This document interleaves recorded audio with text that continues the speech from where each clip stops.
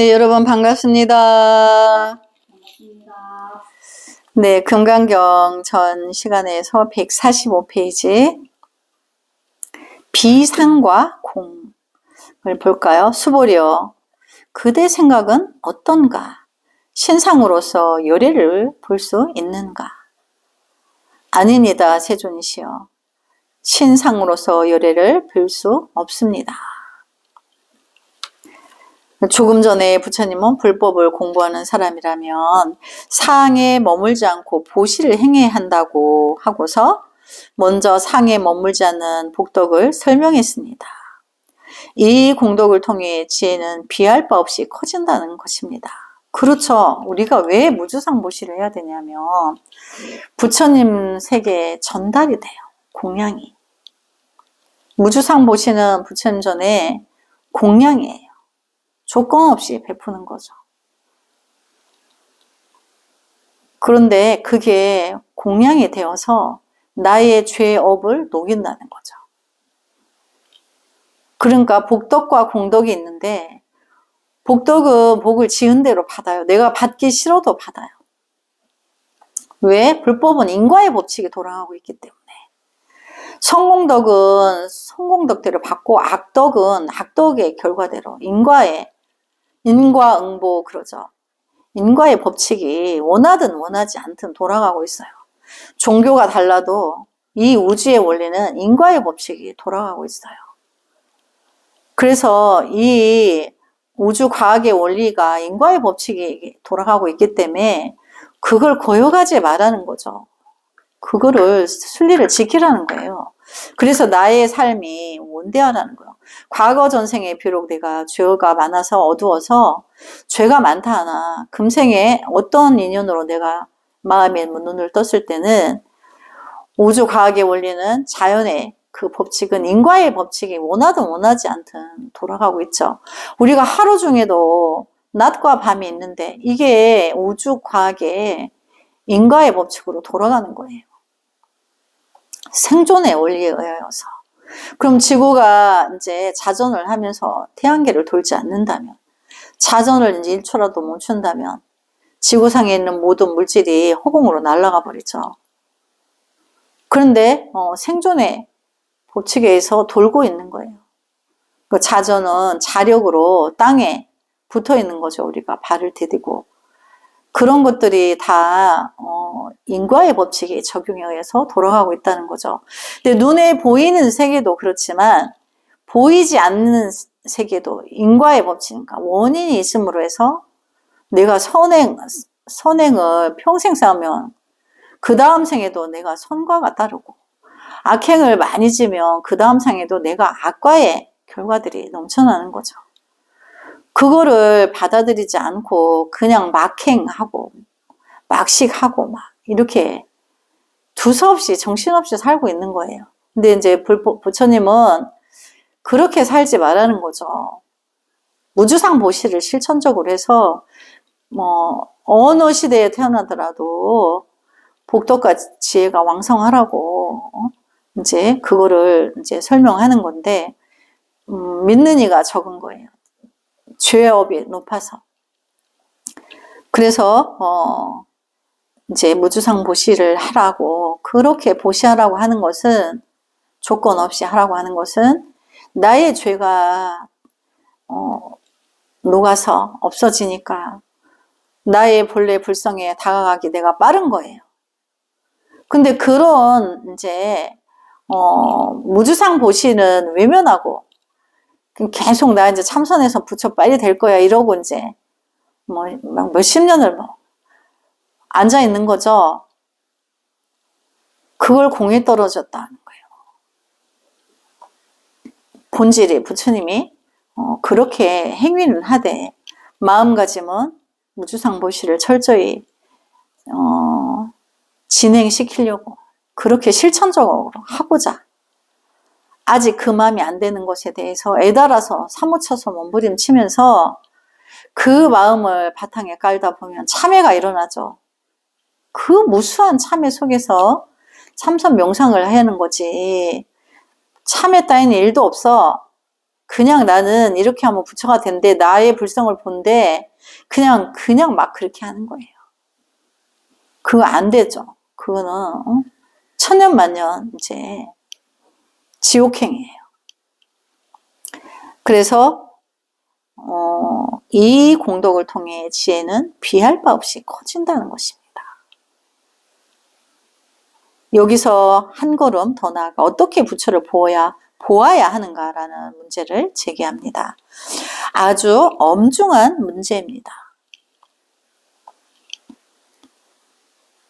우리가 불법을 공부하는 것도 사실 부처님을 보기 위함이 아니겠습니까? 그렇죠. 부처님 공부하는 것도 내 안의 불성을 만나기 위해서 하는 거죠.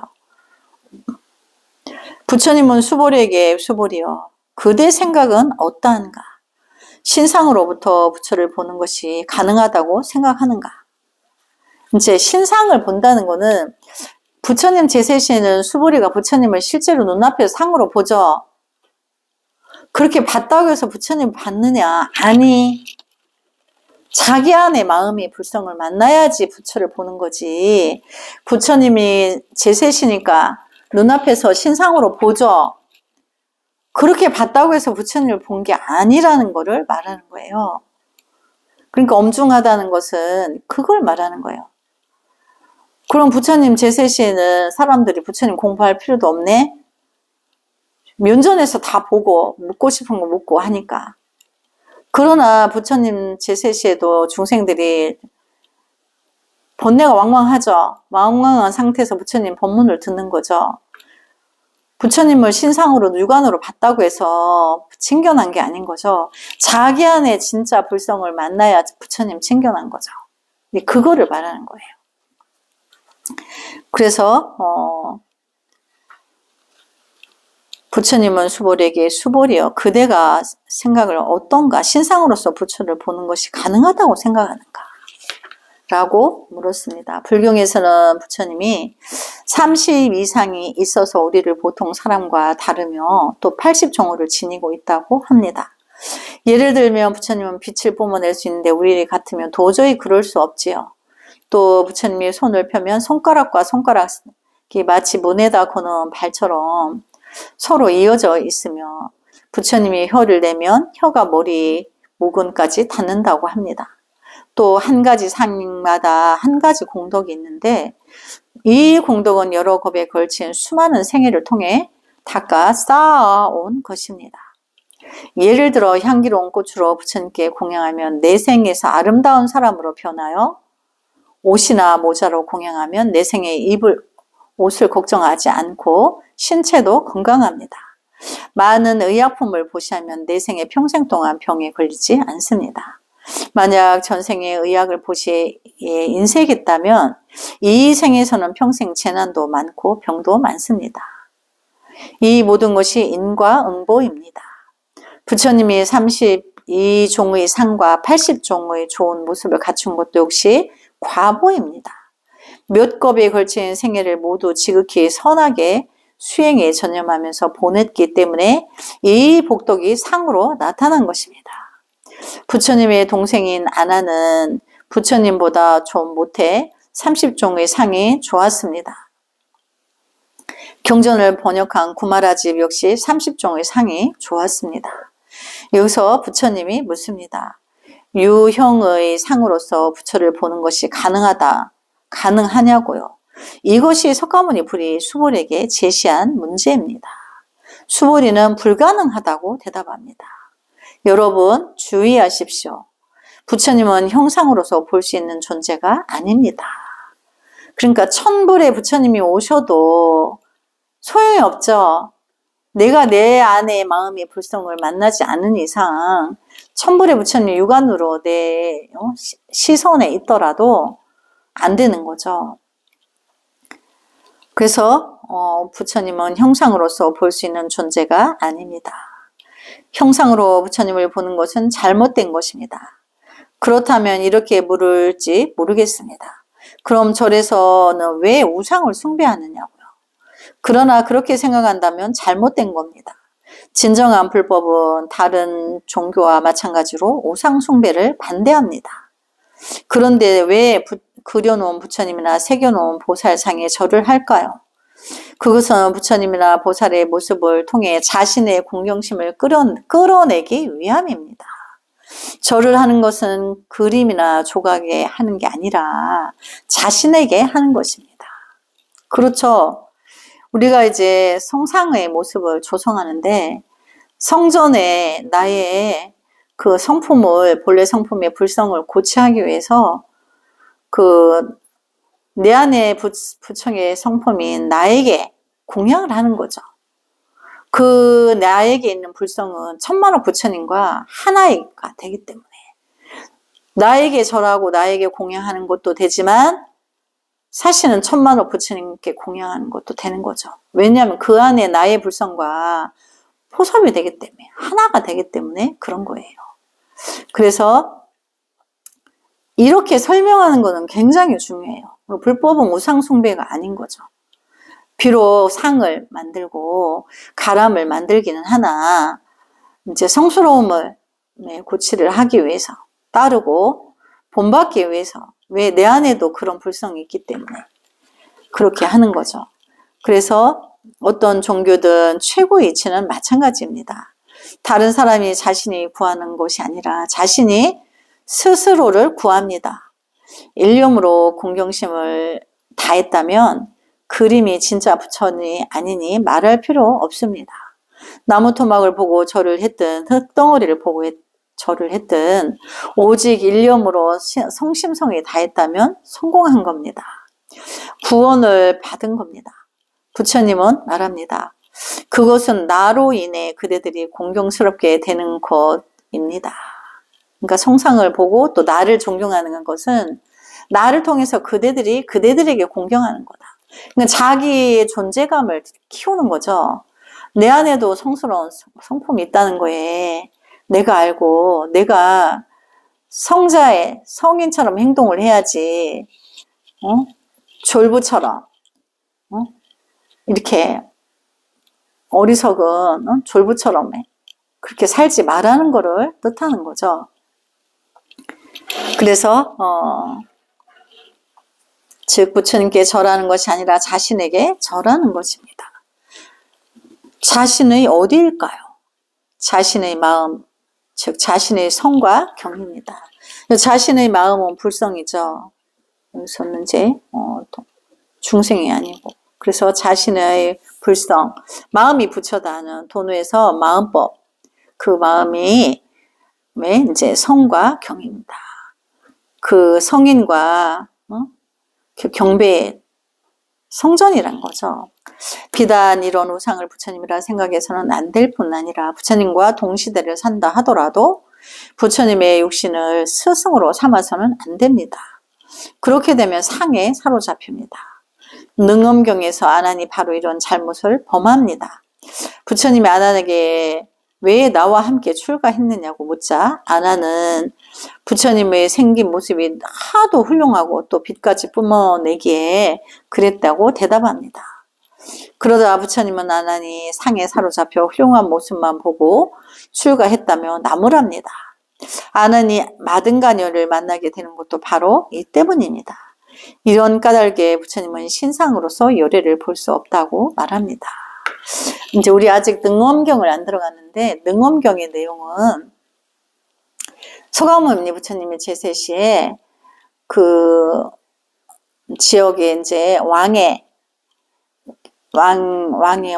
왕궁에 행사가 있어서 부처님이 가셨는데 그때 아난에게 심부름을 시켰는데 아난이 그 이제 인도에 하도 신 모시는 데가 많아가지고 거기를 갔다 오는데 지나오는 길이 주술사들이 많은 그 통로를 지나오게 됐는데 그 중에 마등가녀라는 젊은 여인이 아주 외모도 뛰어나고 육체도 뛰어나고 주술도 뛰어났는데 그 지나가는 이제 아난을 보고 마등가녀가 아난은 전생에 부처님 제세시에 부처님께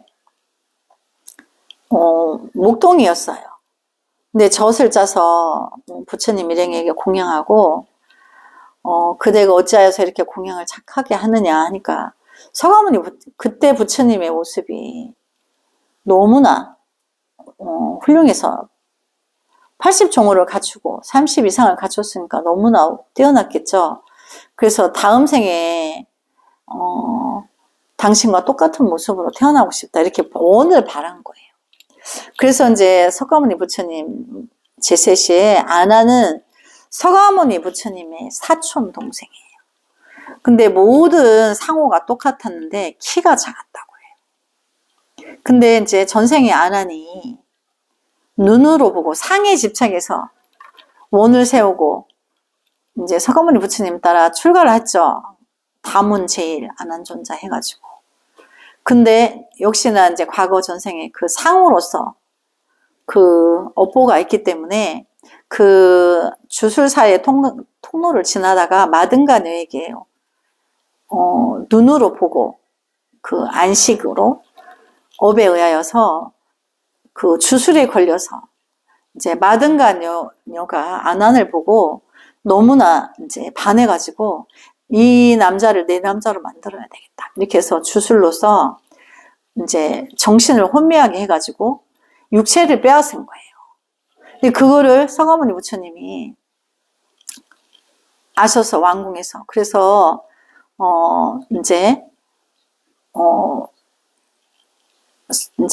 사리불에게 수능엄 신주를 주면서 빨리 가서 이 주문을 갖고 와서 외워서 안한을 구해오느라. 안한이 정신을 못 차리고 있으니까. 그래서 몸을 못 쓰고 이렇게 혼미하게 있으니까 주술을 외워서 데려왔어요. 근데 이제 그때 상황을 이야기하는 거예요. 그래서 우리가 이제 상으로서 부처님을 상을 육안으로 봤다고 해서 내가 성불하는 게 아닌 거라는 거를 또 안한이 또 마등가녀에게 혼미해졌을 때 그것도 상으로서의 업보가 그 업보로 금생에 왔죠.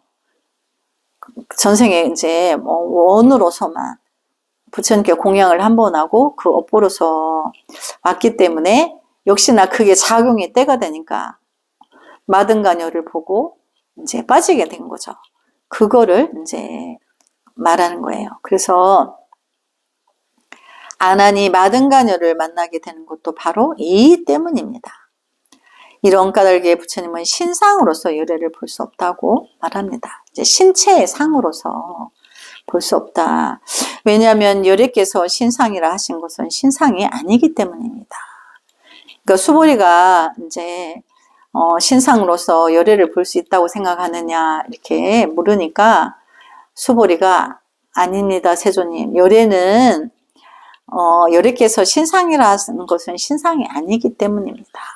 이제 이 본문에 대해서 이제 또 해석을 해주죠. 무엇 때문일까요? 진정으로 불생불멸하는 몸은 이 육신이 아닙니다. 그렇죠. 이 육신은 불생불멸하지 않죠. 시간이 되면 이제 사대로 흐트러지죠. 사대가 잠시 지수화풍이 모였던 작용이기 때문에. 그래서 그러나 내 안의 불성은 영원히 불생불멸하는 그 자체인 거죠. 육신에는 생사가 있습니다. 수행을 통해 설사 천년을 살 수 있다 하더라도 마지막에는 역시 죽어야 합니다. 예를 들어 보장이라 불리는 선사는 1000년을 살았는데 인도에서 500년을 살았으나 도를 깨닫지 못하자 장래 대승불법이 중국에 이를 것을 알고 그곳으로 가서 기다리고 있었습니다. 그렇게 달마조사가 오기를 기다리면서 중국에서 다시 500년을 살았다는데 대륙의 많은 곳에 그의 사원이 남아 있습니다. 구태여 가섭존자가 형체를 남겨 세상에 머물렀던 것을 들지 않더라도 장수하는 사람은 존재하나 이들은 모두 육신의 상으로서 불생불멸일 것이 아닙니다. 육신은 아무리 장수한다 하더라도 불생불멸할 수 없습니다. 500년이든 1000년이든 불생불멸하는 것은 이 육신이 아니라 법신입니다. 그래서 내 안의 불성을 만나면 그게 법신인 거죠. 그래서 법신은 형상이 없습니다. 이런 까닭에 부처님은 이어서 우리에게 중요한 것을 분부합니다. 부처님께서 수보리에게 말씀하셨다. 무릇 모든 상은 다 허망하니 만약 모든 상이 상이 아님을 본다면 요래를 보리라. 해석을 볼까요? 여기에 이르러 구마라집의 어조가 특히 무거워집니다. 부처님은 수보리에게 특별히 무릇 모든 상은 다 허망하나니, 그러니까 상은 물질계를 말하죠. 그 물질계는 다 허망하고 거짓이고 참이 아니라는 얘기인 거예요. 그러니 만약 모든 상이 상이 아님을 본다면 요래를 볼 것이다 라고 말해줍니다. 이 네 구절은 아주 중요한 것으로 각별히 유의해야 합니다. 유의해야 할 대목입니다. 무릇 어떤 경계에 있든 모두 가짜입니다. 수행을 통해 얻은 경계라면 수행하지 않으면 그 경계는 없어집니다. 타좌를 통해 어떤 경계에 이르렀다면 타자하지 않으면 그 경계는 사라집니다. 경계란 바로 상으로서 모든 상은 실제로 존재하는 것이 아닙니다. 어떻게 해야 진정한 부처님을 볼 수 있을까요?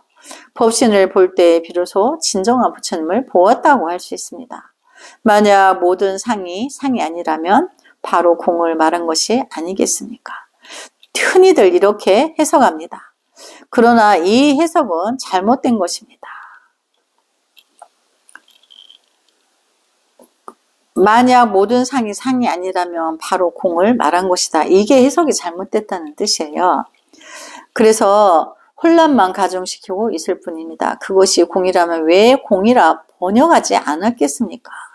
그렇지만 구마라집은 단지 만약 모든 상이 상이 아님을 본다면 이라고 표현할 뿐입니다.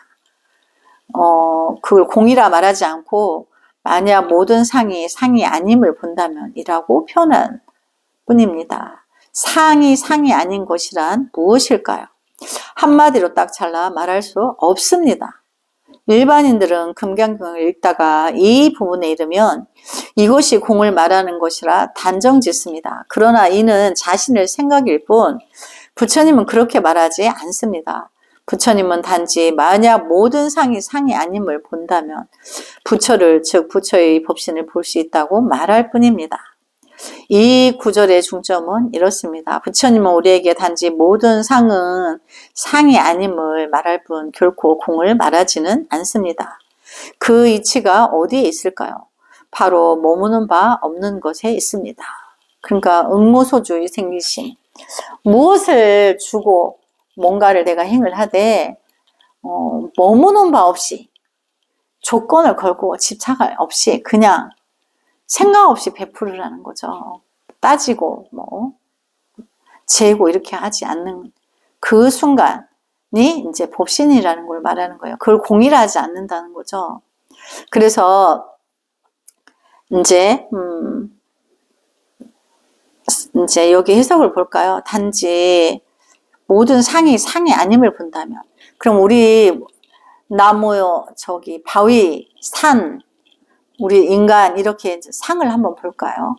그럼 우리는 사실은 원자 분자로 막 이렇게 분리하면 있다고 할 게 없어요.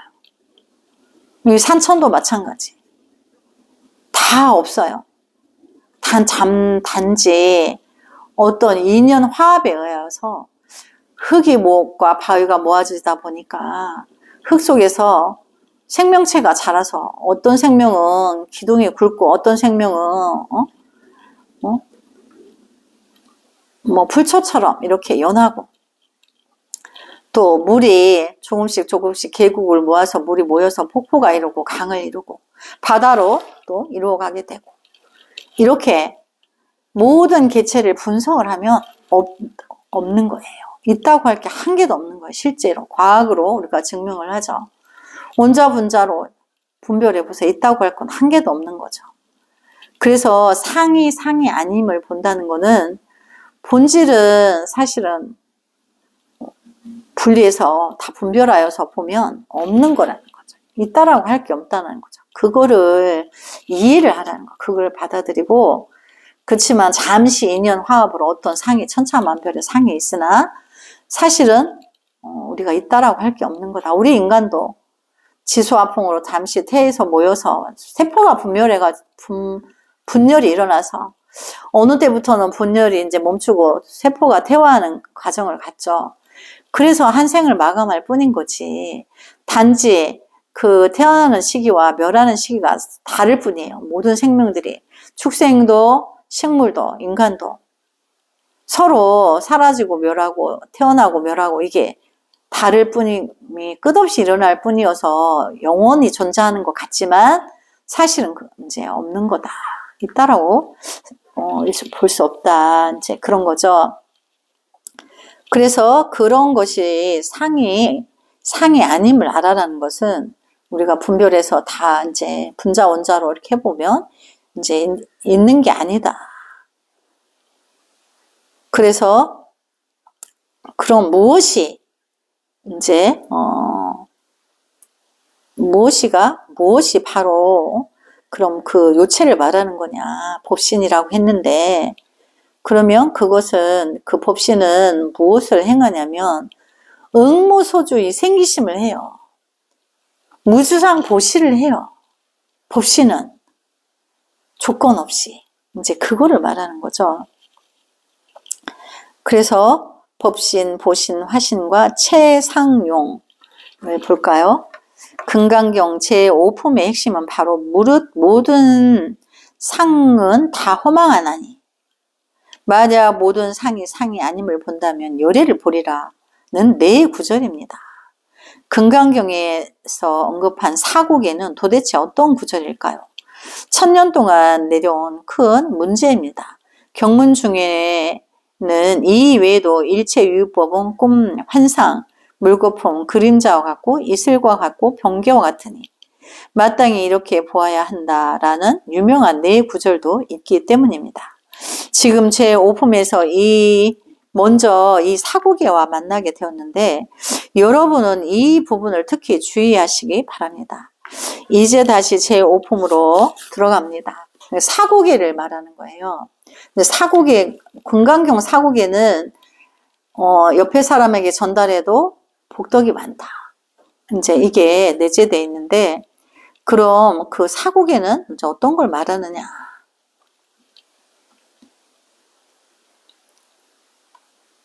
그래서 모든 상은 다 허망하니 상이 아님을 본다면 열애를 보리라. 그게 이제 사국이라는 내용인데 그 다음 내용을 볼까요? 부처님은 신상으로서 열애를 보아서는 안 된다고 했습니다. 우리는 불교 이론 중에서 성불하면 법신, 보신, 화신의 세 몸을 얻을 수 있다는 사실을 알고 있습니다. 이 때문에 어떤 사원에서는 똑같은 불상을 셋을 함께 모시기도 합니다. 삼신을 나타낸 겁니다. 당대 이후 도교가 흥성하면서 불교에서처럼 삼청증, 상청, 태청, 옥청을 배열해야 했는데 이것 역시 삼신을 나타냅니다. 사실 동양이든 서양이든 모든 종교는 어느 정도 서로 모방을 하는 것이 보통입니다. 성불하면 이처럼 삼신을 얻게 되는데 법신은 청정한 것이요 보신은 원만한 것이며 화신은 각기 다른 수없이 많은 형상입니다. 이 중 법신은 본체로서 우주 만유의 본체입니다. 그 우주 만유의 본체라는 것은 우주 만유에 영원히 변하지 않는 진리를 말하는 거예요. 그 우주 만유에 영원히 변하지 않는 진리는 무주상보시, 응무소주의 생기심을 말하는 거죠. 머무는 바 없이 베풀어라. 그러니까 무주상보시는 조건 없이 베풀어라는 거죠. 그래서 이제 그래서 그걸 법신이라 한다. 그 법신을 만나면 자기 안에 이제 지혜의 반조가 일어난다 했죠. 그래서 무주상보시를 어디다 하죠? 미혹한 중생계를 구하고자. 왜 지혜가 발현됐어? 대자대비에. 그래서 부처의 행을 해요. 그걸 우리가 이제 보살이라고 하죠. 그거를 무주상보시라고 한다는 거죠. 근데 자기 불성을 못 만나면 말로만 무주상보시 하지 기억이 자꾸 기억해내서 안 돼. 업에 끄달려서. 그래서 이제 법신은 본체로서 우주 만유의 본체입니다. 이렇게 말하면 모르니까 무주상 보시가 실천적으로 행으로 나아간다는 거예요. 그래서 현대적 개념으로 표현해 본다면 일체의 에너지원이라 할 수 있습니다. 그렇죠.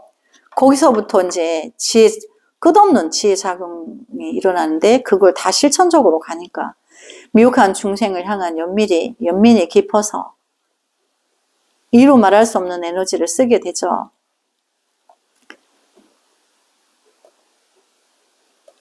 그래서 법신이 본체라면 보신은 소위 말하는 현상입니다. 보신은 현상이다. 그럼 이제 나의 법신이 내 안의 마음의 깊은 진리에 이제 에너지로서 가지고 있었죠. 근데 그걸 담고 있는 것은 육체죠.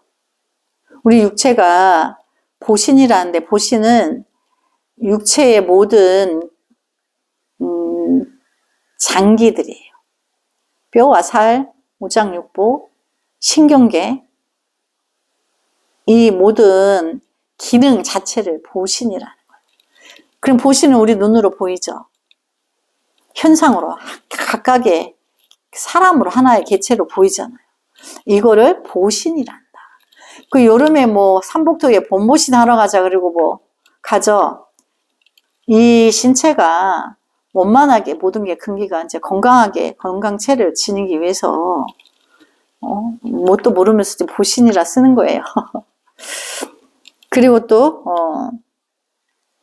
따라서 현상인 신상으로서 본체인 열애를 보는 것은 불가능합니다. 서가모니 부처님 제세시에 서가모니 부처님을 육안으로 코앞에서 뵀는데 그거는 서가모니 부처님 자신의 보신이죠. 내 아의 보신이 아니잖아.